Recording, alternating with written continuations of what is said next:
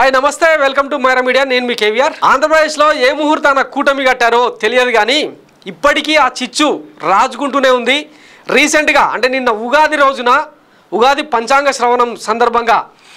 TDP Janasena BJP నేతల కలయికలో సందర్భంగా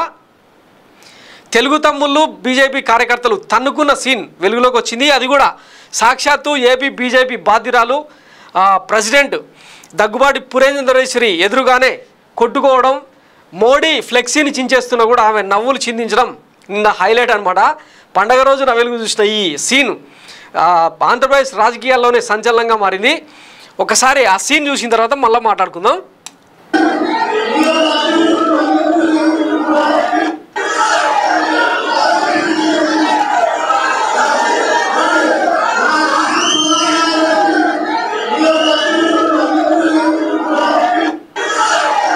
మోడీ ఇక్కడ నవ్వుతా కూర్చున్నది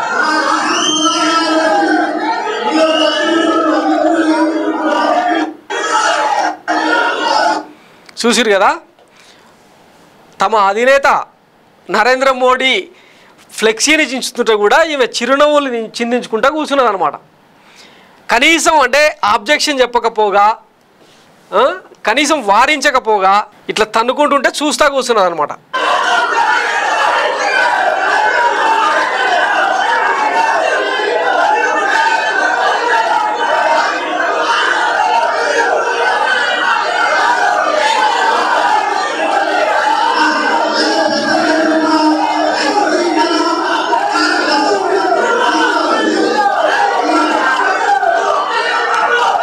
ఇదనమాట ఇప్పుడు మన కులపత్రికలు దీని మీద ఏమైనా వార్తలు రాసినాయా అంటే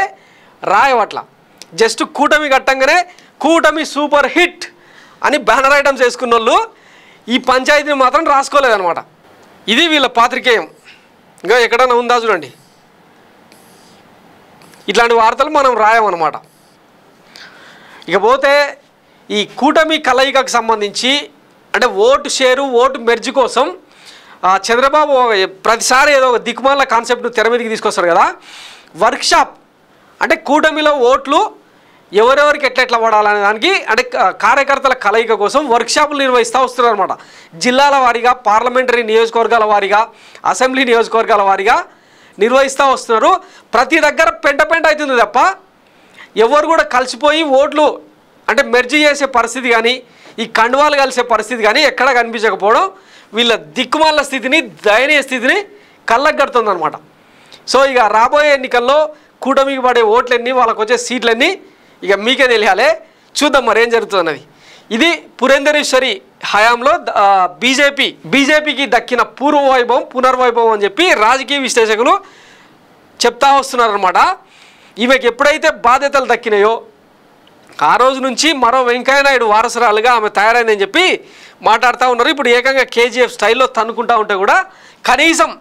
మాట్లాడలేని పరిస్థితుల్లో ఆమె ఉందన్నమాట అంటే ఈమె చంద్రబాబు కంటే తన మరిది కోసం బీజేపీ బాధ్యతలు చేపట్టిందా లేకపోతే బీజేపీని బలోపేతం చేసేదానికి